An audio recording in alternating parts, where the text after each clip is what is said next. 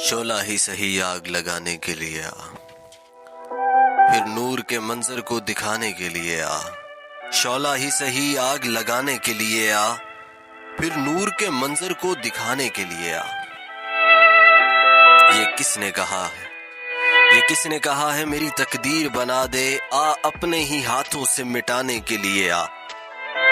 ऐ दोस्त मुझे गर्दिश हालात ने घेरा, तू जुल्फ की कमली में छुपाने के लिए आ।